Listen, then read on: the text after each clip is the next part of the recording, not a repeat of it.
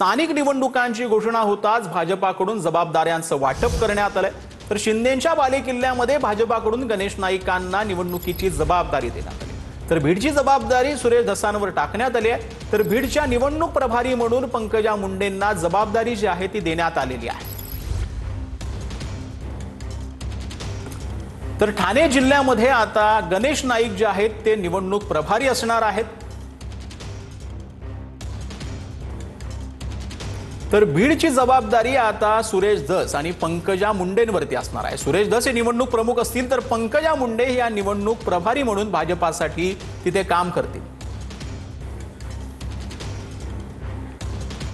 तर राज्यामध्ये आचारसंहिता लागू झाली आहे। निवडणुकीच्या काळामध्ये नवीन योजनांची घोषणा करण्यात आली आहे। सरकारी संस्थानांचा वापर किंवा आचारसंहिता नियमांचं उल्लंघन केल्यास उमेदवार अपात्र होऊ शकतो, तसंच कारावास देखील भोगावा लागू शकतो असा इशारा राज्य निवडणूक आयोगाने दिलेला आहे।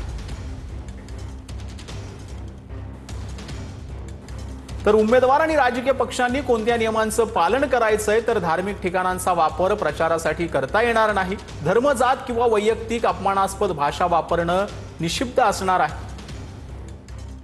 सभा रॅली परवानगी बंधनकारक असणार। कोणतीही सभा किंवा रॅली घेण्यापूर्वी पोलीस आणि स्थानिक प्रशासनाची परवानगी घेणं आवश्यक असणार आहे।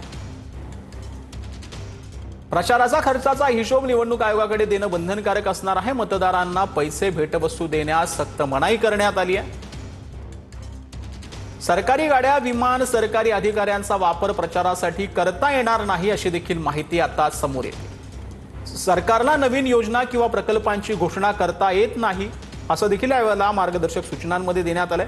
कोणत्याही कार्यक्रमाचं भूमिपूजन किंवा उद्घाटन आयोगाच्या परवानगीशिवाय करता येणार नाही। तर सरकारी जाहिरातींमधून स्वतःचा प्रचार करता येणार नाही। तर उमेदवार किंवा पक्षानं नियम मोडल्यास कठोर कारवाई केली जाईल। उल्लंघन झाल्यास फौजदारी गुन्हा दाखल होऊ शकतो अशी देखील माहिती मिळते। हिंसा किंवा धमकावल्यास IPCC अंतर्गत तुरुंगवास किंवा दंडाची शिक्षा होऊ शकते।